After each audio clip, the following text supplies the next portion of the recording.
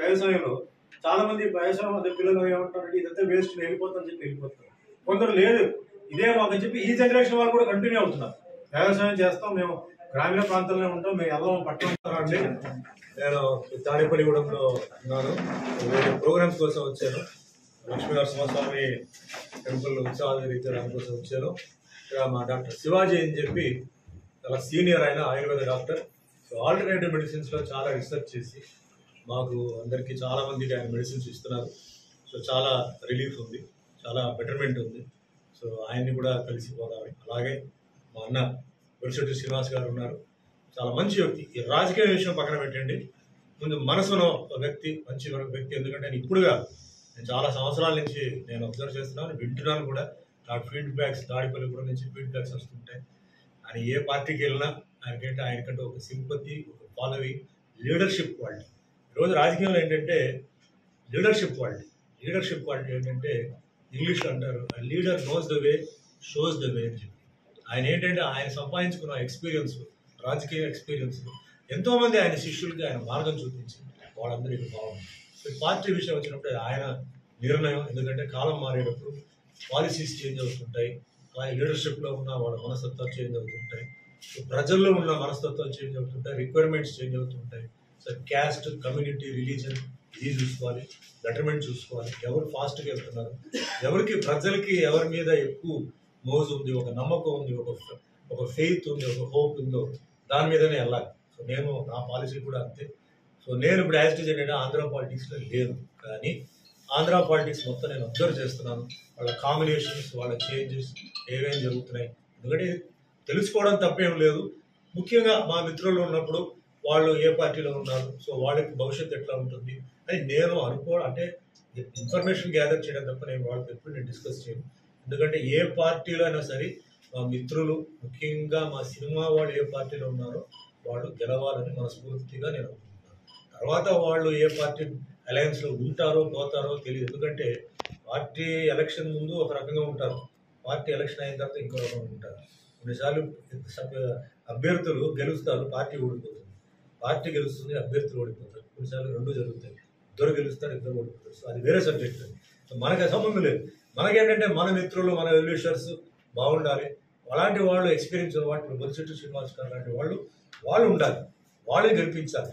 ఎందుకంటే ఇలాంటి మనిషి మనకేంటంటే ఇప్పుడుగా ఆయన అంటే ఆయన ఇంటికి నాకు తెలుసు ఎవరైనా సరే, పేదవాళ్ళు వచ్చినా సరే, ఎవరు వచ్చినా సరే, అర్ధరాత్రి వచ్చి కలుపుకుంటే ఏదైనా ఫోన్ చేసినా ఆయన చేసి రెస్పాన్స్ ఇచ్చింది ఇప్పుడు కాదు, నాకు అప్పటి నుంచి నాకు తెలుసు. ఇలాంటి వాళ్ళు కావాలి.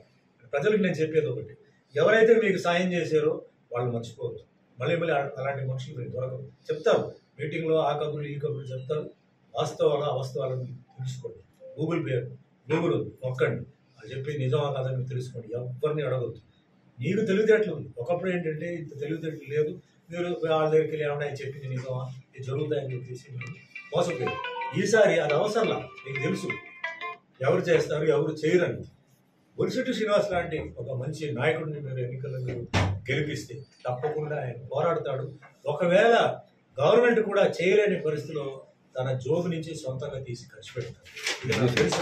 ఇలాంటి వాళ్ళు మనకు కావాలి. అంతేగాని గవర్నమెంట్ చేయలేదు, నేను ఎంపీ గారిని చెప్పాను, మంత్రి గారిని చెప్పాను, సీఎం గారి దగ్గర కలవాలి, నో. బొలిశెట్టి శ్రీనివాస్ అలాంటి మనిషి కాదు. ఆయన ఆల్రెడీ ప్రూవ్ చేశారు. పార్టీలో ఆయన అంటే పార్టీ మైనస్ ఉన్నప్పుడు కూడా ఆయన ఏంటంటే ఏ కార్యక్రమాలు అయితే ఆయన అంటే స్టార్ట్ చేశారు, వాటి హెల్త్ విషయం, ముఖ్యంగా ఆరోగ్య విషయం, మిగతా విషయాల్లో కూడా ఏంటంటే ఆయన కంటిన్యూ చేశారు. అంతకన్నా మీకు ప్రూఫ్ ఏం కావాలి? లేనప్పుడే అంత చేసిన మనిషి రేపు ఆయన పదవికి వస్తే ఎంత చేస్తాడు ఒకసారి ఊహించుకోండి. కాబట్టి ఒక మంచి మిత్రుడుగా, ఒక మంచి అన్నయ్యగా, నేను అన్నయ్య చెప్పొచ్చు, తమ్ముడు చెప్పచ్చు, వయసును కొంచెం కంట్రోల్ చేసుకోవచ్చు కాబట్టి ఆయన మీరు గెలుపాలి. నాకు చాలా అంటే ఎప్పుడైనా ఎవరైనా తాడేపల్లిగూడెం నుంచి అంటే మా కరాటే పోటీకి ఎలా వస్తుంటే నేను ఫస్ట్ అడిగేది ఆయన గురించి. బొలిశెట్టి శ్రీనివాస్ గారు ఎలా ఉన్నారు, ఏం చేస్తున్నారు, ఏంటి రాజకీయం ఇదేంటి, ఏం చేస్తున్నారు, ఎప్పుడు అడుగుతున్నాయి. నిజమైన వెల్విషర్. ఇప్పుడు నాకు ఇంత చెప్పడంతో ఆయన దగ్గర నేనేం ఆశించట్లేదు, నాకేం వద్దు. ఇలాంటి మనుషులు ఉండాలి సమాజంలో, ఇలాంటి మనుషుల్లో ఉండాలి. ఒక్కొక్క పార్టీ ఇలాంటి మనుషులు కనీసం 100 మందిలో 50 మంది ఇలాంటి మనుషులు ఉండాలి. అప్పుడే ఆ పార్టీ ముందుకు వెళ్తుంది, ఆ పార్టీ నాయకులు కూడా ఏంటంటే నిలబడతారు. కాబట్టి ఈ ఎన్నికలు వచ్చినప్పటికీ నేను చేతులు ఎత్తి నమస్కారం పెట్టి నేను అడిగేది ఒకటి, మీరందరూ బాగుండాలి. ఎందుకు బాగుండాలి? మీరందరూ నా అభిమానం, కనీసం 50% నా అభిమానం. సో మీకు నేనేం చేయలేకపోయినా కనీసం బొలిశెట్టి శ్రీనివాస్ గారి ద్వారా ఏదో నేను చేయవచ్చు. అది హిందూ అయినా ముస్లిం అయినా క్రిస్టియన్ చేయవచ్చు. నేను హిందువే, కానీ నన్ను ఈ రోజు నేను ఇంత స్థాయికి ఎదిగినంటే హిందువే కాదు కదా, Hindu, Muslim, Christian, Sikh, Parsi, Jain, Buddhist అందరూ ఉన్నారు. హిందీ సినిమాలు చేశాను కాబట్టి ఇంతమంది చెప్తున్నాను. అందరికీ నేను ఏదో చెయ్యాలి.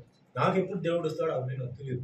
మా మనుషులు, మా ఫ్రెండ్స్ వీళ్ళందరూ ఉన్నారంటే, ఏమండి బొలిశెట్టి గారు ఇలా మీ ఊళ్ళో ఇట్లా ఉంది సమస్య, అలా ఇలా ఉన్నారు, ముస్లింకి ఇలా ఉంది, క్రిస్టియన్కి ఇలా ఉంది, చేయండి అని చెప్తే తప్పకుండా ఆయన చేస్తాను. సో అందుకే నాకు కూడా ఏంటంటే ఇలాంటి చిన్న అంటే ఏదో చిన్న పనులు ఉంటే అవన్నీ చేసుకోవచ్చు. మా అభిమానులకి నేను ఏదో రకంగా నేను చేసుకోవచ్చు. ఎందుకంటే మన 200 సంవత్సరాలు బ్రతికేది లేదు. ఉన్నప్పుడు ఇలాంటి ఏదో సాయం చేసి మీరు బాగుండాలి, నేను బాగుండాలి, ఇలాంటి మంచి వ్యక్తులు అంటే ఇలాంటి మంచి వ్యక్తులు ఉండాలని ఉంటేనే రాష్ట్రం మంచి మార్పు వస్తుంది, రాష్ట్రంలో మంచి చేంజ్ వస్తుంది, దేశం బాగుపడుతుంది, అన్ని విషయాలు బాగుంది. ఎందుకంటే ఇక్కడ ఈ పల్లెటూరులో ఉంటున్న అంటే పల్లెటూరు అంటే ఇలాంటి ఏరియాలో ఉంటున్న వ్యక్తి కాబట్టి వ్యవసాయం గురించి, రైతుల గురించి చాలా బర్నింగ్ టాపిక్.